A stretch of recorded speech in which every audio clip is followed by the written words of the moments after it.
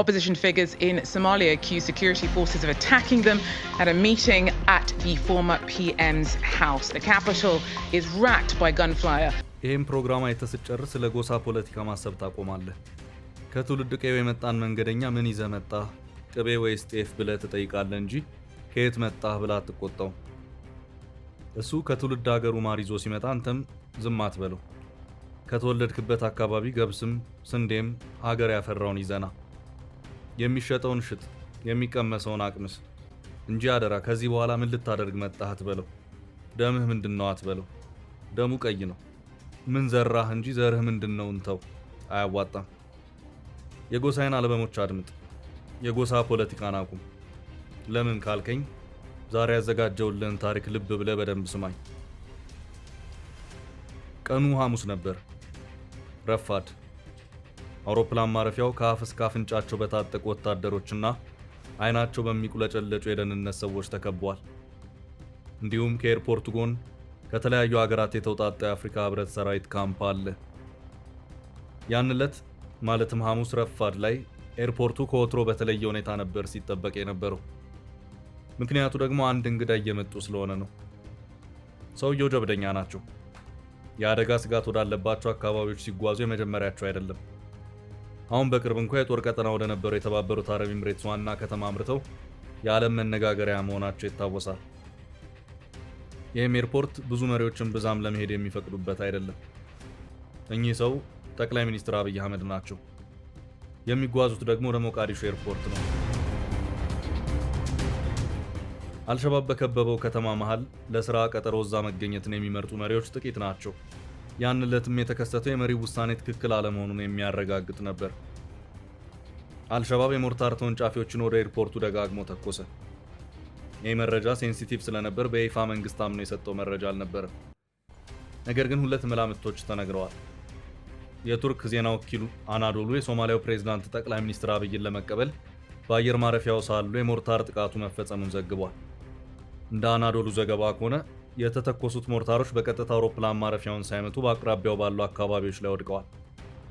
የፈረንሳዩ ዜና ወኪል ኤኤፍፒ ደግሞ በሌላ መረጃ የሞርታር ጥቃቱ የተፈጸመው የኢትዮጵያ ጠቅላይ ሚኒስትርና ልዑካቸው ሞቃዲሾ ደርሰው አየር ማረፊያውን ለቀው ከወጡ በኋላ መሆኑን ነዋሪዎችን በመጥቀስ ዘግቦ ነበር።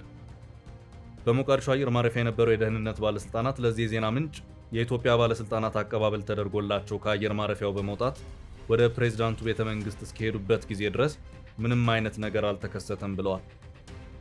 ወደ ሞቃዲሾ ካመራ የጠቅላይ ሚኒስትር አብይ አህመድ ልዑክ ውስጥ አባል የነበረው አንድ ግለሰብ በአንጻሩ በዜና ምንጩ ተጠይቀው የሞርታር ጥቃት ስለመፈጸሙ የሚያውቁት ነገር እንደሌለ ተናግረዋል። ብቻ የሆነ ሆኖ ጠቅላይ ሚኒስትር አብይ ንግግራቸውን አድርገው ሞቃዲሾ ማደር ሳያስመኛቸው ከሰዓቱን አውሮፕላናቸውን አስነስተው ወደ አዲስ አበባ ተመልሰዋል። ይህ የቅርብ ጊዜ አጋጣሚ አሁን ሞቃዲሾ ስለገባችበት ድንገተኛ ጦርነት ብዙ ይነግረናል። ሞቃዲሾ ሁሌም በቋፍ ላይ ነበረች። በኦክሲጅን እንደሚተነፍስ ታማሚ አንድ ቀን የኦክሲጅኑ አየር ሲያልቅ የፈራችው እንደሚደርስ ታውቀው ነበር። እንደርሷ ሁኔታ ቢሆን እንኳን ደፍሮ ከሌላ ሀገር ጋር መተነኳኮስ ይቅርና ሌላ ሀገር ሲተነኩሳት በእግዜር እጅ ያለው ታማሚ ነኝ እባካችሁ ተውኝ ነበር ማለት የነበረባት። እርሷ ግን ግብፅን ከኋላዋ ቱርክን ከፊቷ አሰልፋ ጎረቤቶቿ ላይ ዘራፍ ስትል ትውላለች። ቱርክና ግብፅ ኦክሲጅኖቹ ናቸው። ሞቃዲሾ ያልገባት አንድ ነገር ኦክሲጅኑን እየተከታተለ የሚቀይርላት የቅርብ ሰው ከሌለ ብቻውን ዋጋ እንደሌለው ነው። ሞቃዲሾ ዛሬ Soldiers patrolled the streets of Mogadishu on Thursday morning after heavy gunfire rocked the Somali capital overnight. በሶማሊያ ፌዴራል መንግስት ኃይሎችና ከተቃዋሚዎች ጎን በቆሙ ታጣቂዎች መካከል የተነሳ ግጭት ከተማዋን በድንገት ወደ ለየለት የጦርነት ቀጠና ቀይሯታል። የከባድ መሳሪያዎች ባሩድና የጥይት ድምፅ የሞቃዲሾን ጎዳናዎች ማወክ ጀምሯል። በህገ መንግስታዊ ቀውስና በምርጫ መዘግየት የተቀሰቀሰው ይህ ድንገተኛ ወታደራዊ ውጥረት ዋና ከተማዋን ወደ ቀድሞ የፍርሃትና የድንጋጤ ድባብ የመለሳት ሲሆን በርካታ ንጹሃን ዜጎችን መኖሪያ ቤታቸውን ጥለው ለመሰደድ ተገደዋል። ሶማሊያ ወደ ኋላ ተመልሳለች። አሁን ያለው ምስቅልቅል የመነጨው በፖለቲካ ሊቃኑ መካከል ያለው ስምምነት በመፍረሱ በፕሬዝዳንቱ የስልጣን ማራዘሚያ ውሳኔና በሀገሪቱ የደህንነት መዋቅር መከፋፈል ምክንያት ሲሆን ይህም ሀገሪቱን ወደ ለየለት የእርስ በርስ ውጊያ እንዳይመራት ተሰግቷል። 1991 ሞቃዲሾ ትላንት እንደ አውሮፓውያን አቆጣጠር 1991 በዘመናዊቷ ሶማሊያ ታሪክ ውስጥ ትልቁ የታሪክ ውድቀትና አገሪቱን ወደ ጥልቅ ጨለማ የከተተ ክፉ ዓመት ነው። በዚህ ዓመት የሶማሊያ ማዕከላዊ መንግስት ሙሉ በሙሉ የፈረሰ ሲሆን አገሪቱ ዛሬም ድረስ ለምትማቅቅበት ስቴት ፌሊየር ወይም ልፍስፍስ የመንግስት ስርዓት፣ የጎሳ ግጭት እና የሽብርተኝነት መስፋፋት መሰረት የተጣለው በዚሁ ወቅት ነበር። ወደ ኋላ መለስ ብለን ነገሩን ስናስሰው የቀውሱ መነሻ የዚያድ ባሬ አምባገነናዊ ስርዓት ማክተም ሆኖ እናገኘዋለን። የ1991 ቀውስ ድንገት የተከሰተ ሳይሆን ለአስርተ ዓመታት ሲጠራቀም የነበረ የፖለቲካ ብስጭት ውጤት ነበር። ጀነራል መሐመድ ዚያድ ባሬ እንደ አውሮፓውያን አቆጣጠር በ1969 በወታደራዊ መፈንቅለ መንግስት ስልጣን ከያዙ በኋላ ሀገሪቱን በሶሻሊስት ርዕዮተ ዓለምና በጠንካራ ወታደራዊ አገዛዝ መርተዋል። እንደ አውሮፓውያን አቆጣጠር በ1977-78 ሶማሊያ ከኢትዮጵያ ጋር ያደረገችው የኦጋዴን ጦርነት በሶማሊያ ሽንፈት መጠናቀቁ የዚያድ ባሬን መንግስት በከፍተኛ ሁኔታ አዳከመው። የሀገሪቱ ኢኮኖሚ እጅግ ከመጎዳቱም በላይ በጦር ሰራዊት ውስጥ አለመተማመን ነገሰ። ይህኔ ዚያድ ባሬ ስልጣናቸውን ለማራዘም ሲሉ ክላን ሲስተም የተባለ የብልጥ ሐሳብ ወደ አእምሮአቸው መጣ። የሶማሊያን ባህላዊ የጎሳ መዋቅር እንደ መዳኛ መሳሪያ ተጠቀሙበት። ማሪሃን የተባለውን የራሳቸውን ጎሳና የቅርብ ወዳጅ ጎሳዎችን በጥቅም አስጠግተው እንደ ኢሳቅና ሀውያ ያሉ ሌሎች ጎሳዎችን በጭካኔ ማግለልና ማጥቃት ጀመሩ። ይህ በጎሳ ላይ የተመሰረተ ጭቆና በሀገሪቱ የተለያዩ ክፍሎች የታጠቁ አማጺ ቡድኖች እንዲፈጠሩ ምክንያት ሆነ። እንደ አውሮፓውያን አቆጣጠር በ1990 መገባደጃ ላይ ጎሳዬን ብለው የተደራጁት አማጺ ቡድኖች ጥንካሬያቸውን አንድ ላይ አስተባብረው ወደ ዋና ከተማዋ ሞቃዲሾ መቃረብ ጀመሩ።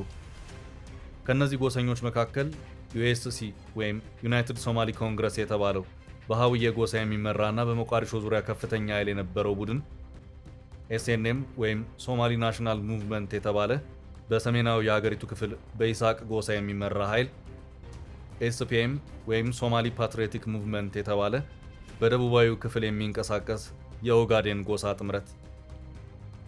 እንደ አውሮፓውያን አቆጣጠር ጥር 26 ቀን 1991 የዩኤስሲ ታጣቂዎች ሞቃዲሾን ሙሉ በሙሉ ሲቆጣጠሩ ፕሬዝዳንት ዚያድ ባሬ በታንክ ታጅበው ከዋና ከተማዋ ወደ መከላከያ ምሽጋቸው በኋላም ወደ ናይጄሪያ ለመሰደድ ተገደዱ። ከ21 ዓመታት በኋላ አምባገነኑ ስርዓት ቢያከትምም ሶማሊያ ሺህ ቢታለብ ያው በገሌ ብላ በስልጣን ሽኩቻዋ ቀጠለች። እንደውም ነገሩ ከድጥ ወደ ማጡ ሆኖ ፓወር ቫኪዩም የሚባለው የስልጣን ተረካቢ ክፍተት ተፈጠረ። ጉልቤዎቹ ለስልጣን ሲጋደሉ የሞቃዲሾ ወንበር ጾሙን አደረ።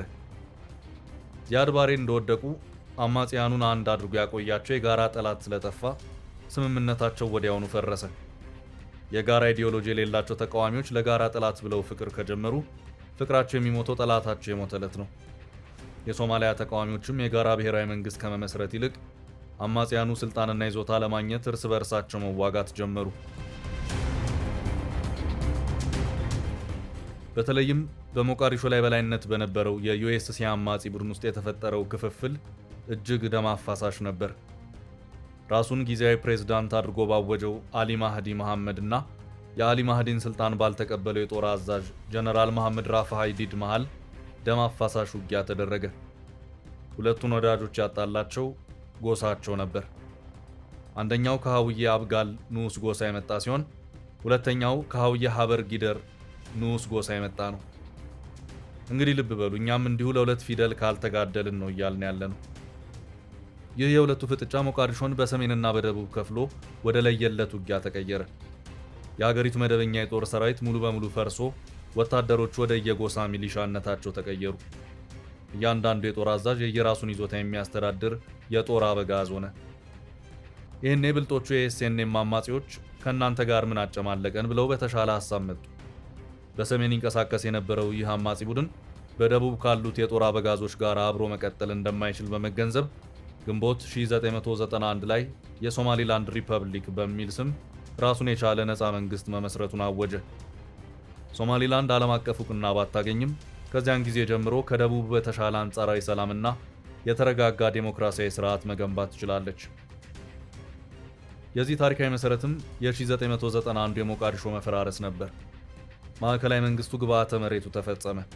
አገሪቱ ያለ ጠንካራ ማዕከላዊ አስተዳደር ቀረች። ተቋማት ወደሙ። ፍርድ ቤቶች፣ ባንኮች፣ ትምህርት ቤቶች፣ ሆስፒታሎችና የፖሊስ መዋቅሮች በአንድ ጀንበር ጠፉ። የአገሪቱ ማዕከላዊ ባንክ ተዘረፈ። የመንግስት ሰነዶች ተቃጠሉ። አገሪቱ ሙሉ በሙሉ ያለ ሕግ የምትመራ ሆነች። የጦር አበጋዞቹ የህዝብ ምግብ አቅርቦቶችንና በተለይም የሞቃዲሾን ወደብ ለጦርነት መሳሪያነት ተጠቀሙባቸው። እርዳታዎች ለተራበው ህዝብ እንዳይደርሱ ተከለከሉ። ይህም እንደ አውሮፓውያን አቆጣጠር በ1991-92 በመቶ ሺዎች የሚቆጠሩ ሶማሊያውያን በረሃብ እንዲረግፉ ምክንያት ሆነ። ይህንን አሰቃቂ ረሃብና እልቂት ለመግታት የተባበሩት መንግስታት ድርጅትና የአሜሪካ ጦር እንደ አውሮፓውያን አቆጣጠር በ1992-93 ጣልቃ ለመግባት ቢሞክሩም እንደ አውሮፓውያን አቆጣጠር በ1993 በብላክ ሆክ ዳውን ውጊያ የአሜሪካ ወታደሮች መገደላቸውን ተከትሎ ዓለም አቀፉ ኃይል ሶማሊያን ጥሎ ወጣ። አሁንና ሐሰን ሼክ መሐመድ የሚጋደሉለት ወንበር አራት እግሮቹ እንዲህ ተመዝምዞ ያለቀ ያለ ድጋፍ መቆም የማይችል ነው። ሞቃዲሾ አሁን The country's opposition supporters and security forces clashed in the capital Mogadishu for a second day ahead of a planned anti-government demonstration. ሞቃዲሾ ተጨንቃለች። ቀናትን ያስቆጠረ ከፍተኛ ውጥረት ውስጥ ትገኛለች። የፌዴራል መንግስቱ በዋና ከተማዋ ላይ ወታደራዊ በላይነት ቢኖረውም አማጽያኑ ቀላል የማይባል አቅም አላቸው። የመደራደሪያ ጊዜው ያለፈ ይመስላል። የአገሪቱ መከላከያ ሚኒስትር አህመድ ሞአሊም ፊቂ ተቃዋሚዎችን በጽኑ የኮነኑ ሲሆን በ21ኛው ክፍለ ዘመን የዋርሎርዲዝም ስርዓትንና የሚሊሺያ ባህልን መልሶ ማንሰራራት አንታገስም ሲሉ በቁጣ ተናግረዋል። በአንጻሩ የተቃዋሚ መሪዎች ከመንግስት የሚሰነዘርባቸውን ድንገተኛ ወረራዎችና ጥቃቶች ለመከላከል ራሳቸውን እንደሚያዘጋጁ ዝተዋል። የሚጠበቀው አደጋ ሁለት ገጽታ አለው። አንደኛው ውጊያ የሚቀጥል ከሆነ በራሱ በጦር ሰራዊት ውስጥ መከፋፈልን በመፍጠር ጦሩን ወደ እርስ በርስ የጎሳ ጦርነት ሊከተው ይችላል። ይህ ደግሞ በታሪክ ሲሆን የታየ ነው። ሁለተኛው ደግሞ በሞቃዲሾ ውስጥ የሚፈጠረው የረጅም ጊዜ የፖለቲካና የደህንነት ክፍተት ሀገሪቱ ከመንግስት አለመረጋጋት ተጠቃሚ ከሚሆነው ከአልሸባብ የሽብር ቡድን ጋር የምታደርገውን ውጊያ በእጅጉ ያዳክመዋል። ስለዚህ ሳትወድ በግዷ ሞቃዲሾ በሮችን ለአልሸባብ ወለል አርጋ ትከፍታለች። በሬን እጠብቃለሁ ብትል እንኳ አጥሯን ቡድኑ ስለሚንቀው ወዝውዙ ያፈርሰዋል። የአገር ሰው ሲተርት ባለቤቱን ካልናቁ አጥሩን አይወዝውዙ ይላል። ቀጠናው ይህ የፈረደበት ቀጠና አንድ ውጊያ ተጨምሮለታል። ሱዳን የተረሳች ጥንታዊ ተወዳጅ ከተማ ከሆነች ቆየች። ስላንተ ማንም ደንታ የለውም። ራስን መጠበቅ ካልቻልክ እንደ ሱዳን አወዳደቅህን ለመመስከር ካልሆነ ሊያድንህ የሚመጣ የለም። ማዳኑን ቶ እንደ ኢራንና ዩክሬን እንኳ ነገሬ ብሎ ጉዳትን የሚከታተልልህ የለም። ስለዚህ ራስን ጠብቅ፣ ወገንን አታጥቃ። የጎሳ ፖለቲካ የአይጥ ወጥመድ ነው። እንደ አይጧ እየሮጥክ ካልሄድክበት ተራ ከመሆኑ የተነሳ ሊያገኝ አይችልም። ወጥመዱ መሃል ያስቀመጡልህ ቁራጭ ዳቦ ከሸወደህ ግና በቃ ታሪክ ወጥመዱ አፍ ላይ ስትደርስ ያበቃል። በሞቃዲሾ ውስጥ የሚነሳ የእርስ በርስ ግጭት ለቀጠናው መረጋጋት ክፉ ዕድል ነው። ሶማሊያ ለቀጠና የደህንነት መዋቅር ወሳኝ መሰረት ናት።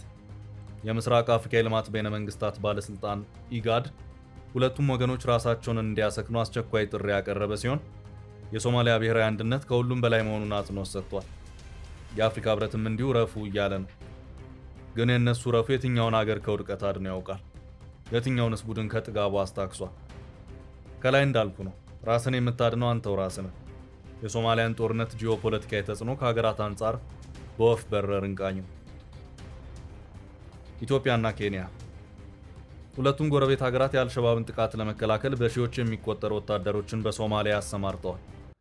በሞቃዲሾ የሚነሳ የእርስ በርስ ግጭት ስደተኞችን ወደ ድንበሮች ሊያፈልስና ቀጠናዊ የጸረ ሽብር ጥረቶችን አደጋ ላይ ሊጥል ይችላል። አልሸባብ እድሉን ካገኘ ኢትዮጵያና ኬንያ ዋነኛ ትኩረቶቹ ናቸው። በሶማሊያ ያለው ማዕከላዊ መንግስት የሚፈርስ ከሆነ ድንበሮች ለዚህ ቡድን ክፍት ይሆናሉ። ይህም ምናልባት የቀጠናው ትልቁ ፈተና ይሆናል።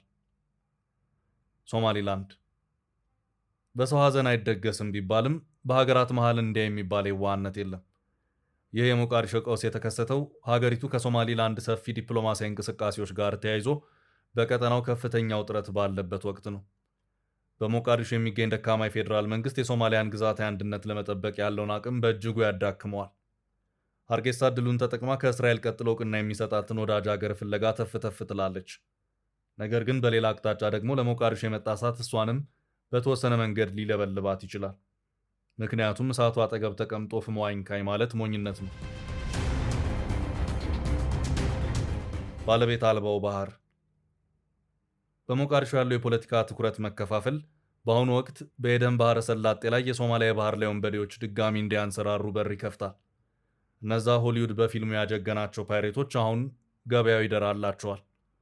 ምክንያቱም የአካባቢው የባህር ወንበዴዎች የመንግስትን ቁጥጥር መላላት በመጠቀም አዳዲስ መርከቦችን ማገት ይጀምራሉ። ተቆጪም አይኖርባቸውም። ስለዚህ ሐሰን ሼክ መሐመድም ሆኑ ተቃዋሚዎቻቸው ይህንን ሁሉ ተገንዝበው ለአንድ ወንበር ሲባል አካባቢውን አስፈሪ ወደሆነ ብጥብጥ ከመውሰድ እንዲታደጉ አደራ እንላለን። አንተ ግን ከዚህ ሁሉ ታሪክ አንድ ትምህርት ተቀበል። የጎሳ ፖለቲካ ጥንብ ነች። ቡድንተኝነት ወደ ጥልቁ የሚወስድ ፍኖተ ካርታ ነው። አገርህን አንድ ሆነህ ውደድ። ወገንህን እንደ ራስህ አክብር። ከደሙ ምን አለ? ከመጣበት ምን አለ? ከቻልክ ከተወለደበት መንደሩ ሲመጣ ቅቤም ጤፍም ማርም ያለውን ይዞ ይምጣ። አንተም ከተወለድክበት ስትመጣ ገብስም ስንዴም ጠላም ካለ ይዘና። ደም አትጠያይቅ። የሁሉም ደም አንድ ነው። የሚያዋጣህን እናንተ አካባቢ ምን ይመረታል በል። እኛ አካባቢ መታ አምርት ብለህ ጋብዘው እንጂ ውጣልኝን ተው። አያዋጣም። ሞቃዲሾን ያየ ግፋ ቢል የጎሳ የዘፈኖች አድናቂ ይሆናል እንጂ በጎሳ ፖለቲካ ፍቅር አይወድቅም። ፈታ ዴሊዎች ነን።